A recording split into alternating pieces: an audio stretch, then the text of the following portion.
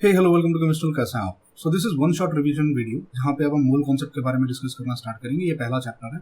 आप some basic concept of chemistry का हो या आप इसे मोल कॉन्सेप्ट का हो, और ये जो पूरा चैप्टर होगा, ये जो पूरा वीडियो होगा, मुझे नहीं पता कितना लंबा वीडियो होगा, पर इस पूरे वीडियो को मैं सेक्शंस में डिवाइड करूंगा। ये पूरा वीडियो जो होगा वो 6 पार्ट्स में डिवाइड किया जाएगा एंड ये वीडियो यूजफुल होगा जो बच्चे नीट के लिए तैयारी कर रहे हैं, IIT जेईई मेंस के लिए तैयारी कर रहे हैं। देखिए, इस पूरे वीडियो में मैं आपको कॉन्सेप्ट्स के डिटेल में नहीं जाऊंगा, बट आपको एक क्विक रिवीजन करवा दूंगा कि अगर आप नीट की तैयारी कर रहे हो, जेईई की तैयारी कर रहे हो, तो कम से कम टाइम में पूरा मोल कॉन्सेप्ट में वो क्या क्या इंपॉर्टेंट चीजें हैं जो आपको याद रखनी है, कैसे कैसे याद रखनी है, क्या क्या मेन कॉन्सेप्ट्स है जो आपका याद होने चाहिए, और सारे कॉन्सेप्ट्स को मैं कम टाइम में आपके लिए ब्रशअप करवा दूंगा। पूरा डिटेल्ड कोर्स अगर आपको चाहिए या डिटेल में अगर आपको हमारे पास पढ़ना है तो आप हमारे ऐप पे आ सकते हो। जब भी हम नीट का बैच लॉन्च करेंगे, आप हमारे साथ नीट या जेईई के कोर्स में हमारे साथ एनरोल हो सकते हैं।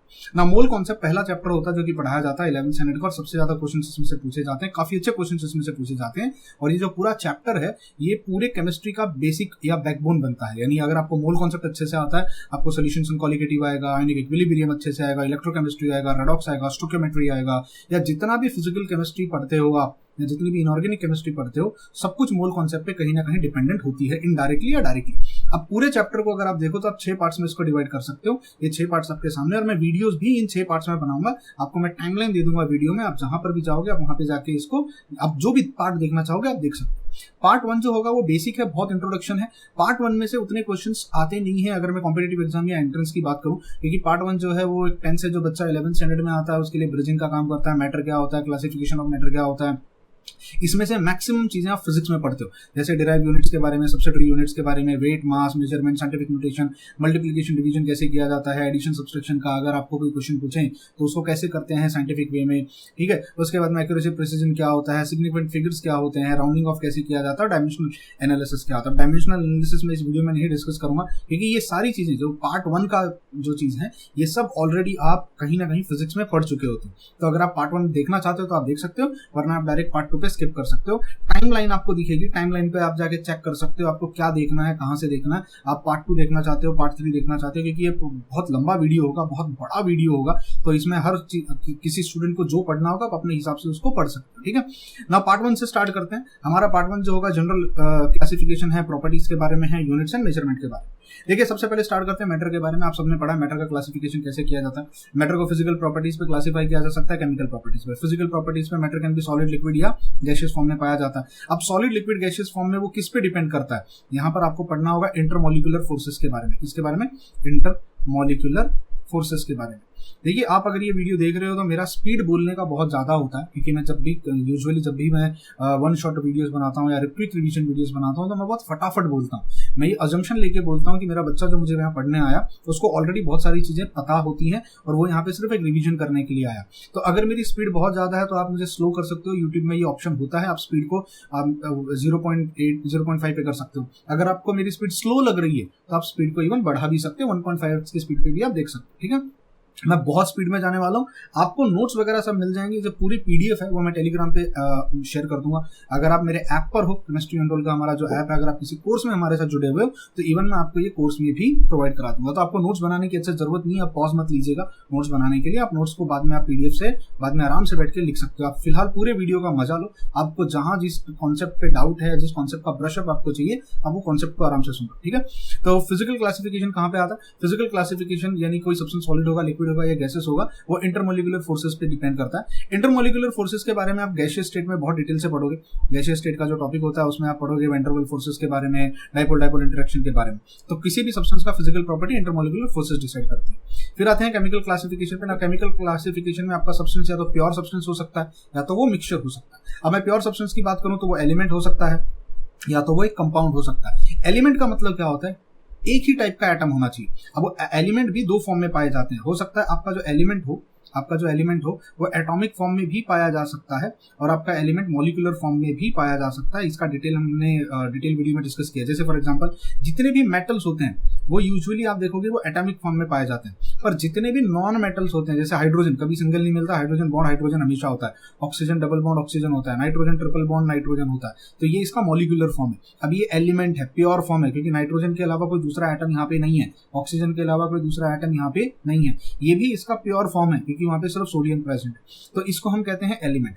एलिमेंट जब आपके यहाँ पे बॉन्ड बन जाते हैं, ठीक है, तो बन जाता है कंपाउंड। कंपाउंड भी दो टाइप के हो सकते हैं, वो ऑर्गेनिक हो सकता है, ऑर्गेनिक मतलब जहां पे आपके पास कार्बन प्रेजेंट होगा, या तो वो इनऑर्गेनिक हो सकता है। सिंपल भाषा में अगर मैं क्लासीफाई करूं, आपका एलिमेंट या तो हो सकता है सिर्फ ए का बना हो, या तो हो सकता है वो A2 का बना हो, या A3 का बना हो, या हो सकता है वो B का बना हो, या B2 का बना हो, या B3 का बना हो। यानी सिंगल एक ही टाइप के एलिमेंट आपको या एक ही टाइप के एटम्स आपको अगर दिखाई देते हैं कहीं पे, तो वो प्योर फॉर्म है, वो एलिमेंटल फॉर्म में प्रेजेंट है, वो मॉलिक्यूलर फॉर्म हो या वो एटॉमिक फॉर्म हो। अगर आपके पास डिफरेंट टाइप के एलिमेंट्स आते हैं, जैसे एक तरफ A है और दूसरी तरफ आपके पास B है, तो वो बन जाता है कंपाउंड। जैसे फॉर एग्जाम्पल अगर आपसे कहूं HCl ना, HCl एक हाइड्रोजन है और एक क्लोरीन है। जैसे water, H bond O bond H water. जैसे methane, carbon bond hydrogen bond hydrogen bond hydrogen. अब यहाँ पे 4-5 एटम्स हैं, लेकिन एक कार्बन है और 4 हाइड्रोजन है। डिफरेंट टाइप ऑफ एटम जब आते हैं तो हमारे पास कंपाउंड मिलता है। तो ये बेसिक क्लासिफिकेशन आप लोगों ने पढ़ा होगा। मैटर क्या होता है? Matter is anything that occupies space and it has got mass. आगे बढ़ते हैं, हमारा अगला पार्ट है पीरियोडिक टेबल। देखो पीरियोडिक टेबल आप लोगों ने 10th स्टैंडर्ड से पढ़ा होगा। इस पीरियोडिक टेबल में आपको कुछ एलिमेंट्स हैं जिनके मॉलिक्यूलर मासेस और एटॉमिक नंबर याद होने चाहिए। और 10th स्टैंडर्ड तक यूजुअली बच्चे क्या करते हैं, 20 तक 20 तक सब याद करने की कोशिश करते हैं। 20 तक आप लोगों को ऑलमोस्ट 10th स्टैंडर्ड में पढ़ा दिया जाता है। इसके अलावा आपको ये पूरा पीरियोडिक टेबल बाय हार्ट होना चाहिए। इसके निमोनिक्स यानी पीरियोडिक टेबल को कैसे बाय हार्ट करना है, how to by heart periodic table, ये यूट्यूब पे आपको मिल जाएगा। मैं यहाँ पे सम बेसिक कॉन्सेप्ट नहीं लेना चाहता, इसको चाहिए तो हम पीरियोडिक टेबल में डिस्कस कर लेंगे। जैसे ली ना के RBC फरार, बेटा मांगे कार स्कूटर बाप राजी, Sachin Tendulkar very creative man, Firoz Shah Kotla में नीदरलैंड से कप जिताया, यारी जरा निभाना मौत तक, रुकावटें राहों में पड़ेंगी आगे चल। फिर यहाँ पे लेंथनम आता है, ला हफ्ता टकले वरना रहमान उस्मान इरफान पीटेंगे और हंसेंगे, बाल गया इंसान टकला, कार सीधा घाटकों पर स्टेशन पर, नई पड़ोसन ऐश्वर्या से भी सुंदर, ठीक है, ऑक्सीजन सैटरडे संडे टेल्यूरियम के पास, फालतू चाइनीज बिरयानी इंडिया आई, ठीक है। ऐसे हमारे पास होते हैं बहुत सारे। जैसे यहाँ पे देखोगे, लाल चुनरिया पहन के निकली प्रिया सयानी, ए गोरी तू देख हॉलैंड इंग्लैंड टोक्यो, या लास्ट में अगर रोटेशन होता है लंदन। तो इस तरीके से आपको पूरा पीरियोडिक टेबल याद होना चाहिए। पीरियोडिक टेबल में कुछ मेन एलिमेंट्स हैं, मैं उनको सर्कल कर देता हूँ। उनका एटॉमिक मास और उनका एटॉमिक नंबर आपको बाय हार्ट होना चाहिए। जैसे सोडियम है, मैग्नीशियम है, पोटेशियम है, कैल्शियम है, यहाँ पे आयरन है, कोबाल्ट है, कॉपर है, जिंक है, boron, carbon, aluminium, nitrogen, oxygen, fluorine, chlorine, sulphur, bromine है, आयोडीन है आपके पास, यहाँ पे हाइड्रोजन हो गया, ये कुछ ऐसे, हाँ गोल्ड हो गया, सिल्वर हो गया, प्लेटिनम हो गया, ठीक है, यहाँ पे हीलियम, ये तो सब कुछ बाय हार्ट ही होते हैं। सिलिकॉन भी बाय हार्ट कर लेना, फॉस्फर भी बाय हार्ट कर लेना, क्योंकि मोस्ट ऑफ द टाइम जब आप देखोगे जितने भी एसिड्स बनेंगे या बेसिस बनते हैं, कल को कोई सॉल्ट बनता है कल को, तो यहाँ पे इन एलिमेंट्स का ही एटॉमिक मासेस और एटॉमिक नंबर काम आता है। मेनली इनका एटॉमिक मास याद रखना, जिसको एटॉमिक वेट कहते हैं, ठीक है। इनका एटॉमिक मास आपको याद रखने की कोशिश करना, जितना पॉसिबल हो सके रख लेना, क्योंकि काम आता है। जैसे अगर आप इलेक्ट्रोकेमिस्ट्री पढ़ोगे तो सिल्वर, कॉपर, जिंक और गोल्ड काम आता है। अगर आप एसिड बेस्ड टाइट्रेशंस वगैरह पढ़ रहे हो तो फॉस्फर वगैरह काम आ जाएगा, क्योंकि वहाँ पे H3PO4 होता है, H2PO4 होता है, तो जो एसिड्स बनते हैं उसमें फॉस्फर होता है, सिलिकॉन के कंपाउंड्स बनते हैं, सल्फर के कंपाउंड्स बनते हैं, तो इनके मॉलिक्यूलर मासेस आपको बाय हार्ट रखने हैं, ये याद रखना, ठीक है। एटॉमिक मासेस इनकी बाय हार्ट करने। आगे बढ़ते हैं, अगला हमारा टॉपिक होता है एलिमेंट कंपाउंड मिक्सचर का क्लासिफिकेशन। क्या मैंने आपको ऑलरेडी डिस्कस कर दिया। एलिमेंट जो होता है वो कौन से फॉर्म में होता है, वो प्योर फॉर्म में होता है। कंपाउंड जो होता है उसको हम एक तरीके से, कंपाउंड को भी प्योर फॉर्म माना जाता है, लेकिन प्रॉब्लम कहाँ होती है, एलिमेंट में या तो आपके पास A होगा या तो A2 A3 टाइप का होगा, यानी सेम टाइप ऑफ एलिमेंट होगा, और कंपाउंड में आपके पास दो डिफरेंट टाइप के एलिमेंट्स होंगे। A होगा, A डबल बॉन्ड B हो सकता है, ठीक है, A बॉन्ड B हो सकता है, बॉन्ड C हो सकता है। तो ये डिस्कशन बेसिक है, ये आई होप आप सबको आता होगा, इस पर मुझे ज्यादा टाइम स्पेंड करने की जरूरत नहीं है। आगे बढ़ते हैं, कुछ डेफिनेशंस है। ऑब्वियसली कॉम्पिटिटिव एग्जाम में डेफिनेशंस हमारे किसी काम के नहीं होते। डेफिनेशंस वगैरह हम जो पढ़ते हैं वो सिर्फ बोर्ड्स के लिए पढ़ते हैं, जब आपको बोर्ड्स का पेपर देना होता है। तो मैंने यहाँ पे डेफिनेशंस रखे हुए हैं कि एलिमेंट क्या होता है, मॉलिक्यूल क्या होता है, कंपाउंड क्या होता है, प्योर सब्सटेंस क्या होता है, मिक्सचर किसे कहते हैं। अब मिक्सचर के बारे में भी आपको बता दूं, मिक्सचर भी हमारे पास दो टाइप के होते हैं। एक जिसको हम कहते हैं होमोजीनियस, क्या कहते हैं, होमोजीनियस, और एक जिसको हम कहते हैं हेटेरोजीनियस। देखो मैं पूरा जो पढ़ा रहा हूँ कॉम्पिटिटिव एग्जाम के पॉइंट ऑफ व्यू से पढ़ा रहा हूँ कि कॉम्पिटिटिव एग्जाम में कितना आपको याद रखना, क्योंकि हमको कॉम्पिटिटिव एग्जाम में एक क्वेश्चन आता है, 4 ऑप्शन होते हैं, चारों में से कोई एक ऑप्शन हमको सिलेक्ट करना होता है। वहां पे कोई आपसे आके नहीं पूछने वाला है कि बताओ एलिमेंट का डेफिनेशन क्या होता है, मिक्सचर का डेफिनेशन क्या होता है। सो प्लीज डेफिनेशंस वगैरह पे अपना टाइम वेस्ट मत करना, इसके इंग्लिश के पीछे भागने की कोशिश मत करना। ये आपको सिर्फ बोर्ड्स के पेपर में काम आएगा, बाकी कहीं कॉम्पिटिटिव एग्जाम में काम आने वाला नहीं है ना। होमोजीनियस मिक्सचर उसे कहते हैं जहां पर अगर आपके पास 2 सब्सटेंस ऐसे मिक्स हो, आप उनको नेकेड आई से पहचान नहीं सकते। जैसे कल को अगर मैं कह दूं नमक है और नमक पानी में ऐड किया हुआ है, तो आप नमक और पानी को आइडेंटिफाई नहीं कर सकते। कल को एक बॉटल लाके मैं दे दूं, आप नहीं आइडेंटिफाई कर पाओगे कि ये सॉल्टी वाटर है कि ये फ्रेश वाटर है, क्योंकि यहाँ पे आपका नमक और पानी जो है वो इस तरीके से घुल जाता है कि वो एक समान दिखता है। इसको हम कहते हैं सिंगल फेज। जब भी कोई चीज सिंगल फेज में प्रेजेंट होती है वो होमोजीनियस मिक्सचर कहलाती है। हेटेरोजीनियस मिक्सचर क्या होता है, जहां पे आप चीजों को अलग अलग देख सकते हो। कल को अगर मैं सैंड को पानी में लाके डाल देता हूं तो मिट्टी और पानी को आप अलग से देख पाते हो। आपको मिट्टी अलग दिखेगी, आपको पानी अलग दिखेगी, और इवन फिजिकली आप सैंड और वाटर को सेपरेट कर सकते हो। कल को अगर आप फिल्टर ले लो, फिल्टर के अंदर डाल दो तो मिट्टी अलग हो जाएगी, पानी अलग हो जाएगा। तो अगर आप किसी चीज को फिजिकल प्रोसेस से अलग कर पाते हो, सॉल्यूट और सॉल्वेंट को, 2 कंपोनेंट को अगर आप अलग कर पाते हो, हम उसे हेटेरोजीनियस मिक्सचर कहते हैं। यहाँ पे आपको ये सिंगल फेज में नहीं दिखाई। फेज का मतलब क्या होता है, जो आपको आंखों से अलग अलग दिखाई दे, इनडायरेक्टली मैं कहता हूँ जो सेपरेट दिखाई दे। तो यहाँ पे आपके पास जो होगा वो क्या होगा, मल्टीपल फेज होगा। अब मल्टीपल फेज का मतलब जरूरी नहीं है कि 2 ही फेज होंगे, 2 से ज्यादा भी हो सकते हैं। कल को सैंड डाल दिया, वाटर डाल दिया और इसके अंदर मैं पेट्रोल भी ऐड कर दूं, तो पेट्रोल पानी में कभी घुलता नहीं है। पेट्रोल अलग दिखाई देगा, पानी अलग दिखाई देगा, मिट्टी अलग दिखाई देगी, और आप तीनों को कल को फीचर में सेपरेट कर सकते हो। तो यहाँ पे मल्टीपल फेज आपके पास प्रेजेंट होते हैं, उसको हम हेटेरोजीनियस मिक्सचर कहते हैं। तो इतना ही कॉम्पिटिटिव एग्जाम में इंपॉर्टेंट, बस इतना ही याद रखना। आगे बढ़ते ना, आगे हमारे पास आती है सब्सटेंसेस की कुछ प्रॉपर्टीज। अब ये प्रॉपर्टीज ऑब्वियसली जब हम स्टार्ट करते हैं 11th स्टैंडर्ड को पढ़ाना, तब हम ये पढ़ाते हैं ताकि बच्चों को ये सारी चीजें याद रहें, पर ये कॉम्पिटिटिव एग्जाम में नहीं आने वाली है। जैसे डेलिक्वेसेंस क्या होता है, हाइग्रोस्कोपिसिटी क्या होती है, फ्लोरेसेंस क्या होता है, मेलेबिलिटी क्या होती है, ductility, elasticity, plasticity, brittleness, hardness. आप ये सब मुझे पॉज करके बाद में रीड कर सकते हो। आपको जब ये पीडीएफ मिलेगी आप वहां से इसको पढ़ सकते हो। कॉम्पिटिटिव एग्जाम में इसके ऊपर कोई क्वेश्चन बनेगा नहीं, ना ही कभी कोई डायरेक्ट क्वेश्चन यहाँ से आता है। ये सब प्रॉपर्टी है, बेसिक फंडामेंटल्स होते हैं, ये आपके सिर्फ स्ट्रॉन्ग होनी चाहिए। बढ़ते हैं, अब आते हैं मेन कॉन्सेप्ट। ये सब फिजिक्स में आपको पढ़ाया जाता है। देखो, जब भी आप मैटर की बात करते हो तो मैटर को मेजर करना बहुत इंपॉर्टेंट होता है। मैटर कुछ भी हो सकता है, वो सॉलिड हो सकता है, वो लिक्विड हो सकता है, वो गैस हो सकता है ना। उसके 3 फिजिकल स्टेट है, हम लोगों ने पढ़ा। तो मैटर का मेजरमेंट लेना हमारे लिए बहुत इंपॉर्टेंट होता है। तो हमारे पास कम्युनिटी है, आईयूपैक की कमिटी है, जैसे ऑर्गेनिक केमिस्ट्री में पढ़ते हैं, वैसे हमारे पास फिजिक्स की कमिटी होती है। वो जो कमिटी होती है वो सब डिसाइड करती है कि 1 किलो मतलब कितना, 2 किलो मतलब कितना, 1 मीटर मतलब कितना, यानी हर एक यूनिट का हमने एक मेजरमेंट लेके रखा हुआ है। कल को भाई चाइनीज का 1 किलो और हमारा 1 किलो अगर अलग अलग हो गया तो साइंस आगे बढ़ नहीं पाएगी। तो हमने यहाँ पे क्या किया है, 7 मेन फंडामेंटल क्वांटिटीज जो एक मैटर के मेजरमेंट में काम आती हैं, जिसमें mass, length, time, temperature, electric current, luminous intensity और अमाउंट ऑफ सब्सटेंस, ये हमने लिया हुआ है। और इनके कुछ फंडामेंटल यूनिट्स हमने बना दिए हैं। मतलब कल को अगर मैं मास कहता हूं तो उसका एसआई यूनिट जो होगा किलोग्राम होगा। किलोग्राम कितना होगा, व्हाट इज 1 kg, ये भी हमने फिक्स करके रखा हुआ है। मैंने थ्योरी वीडियोस में जो मेन मेरे चैप्टर्स हैं, मेन कॉन्सेप्ट के वीडियोस में, मैंने उसमें इसको एक्सप्लेन किया है कि 1 किलो मतलब क्या, 1 मीटर लेंथ में 1 मीटर हमारा ऐसा यूनिट होता है, उसका मतलब क्या। अब ये फिजिक्स में पढ़ाया जाता है, उम्मीद करता हूँ ये सारे के सारे आपको याद है। To be very honest, luminous intensity आपको कहीं पूरे 11th-12th में काम नहीं आएगी। बाकी के जो ये 6 यूनिट्स हैं ये आपको हर जगह कहीं ना कहीं काम आने वाले। अब इन यूनिट से आगे बढ़ते हैं और सबसे पहले आते हैं कुछ मेन फॉर्मूलाज पे। देखो, कुछ होती हैं जिनको हम कहते हैं फंडामेंटल यूनिट्स।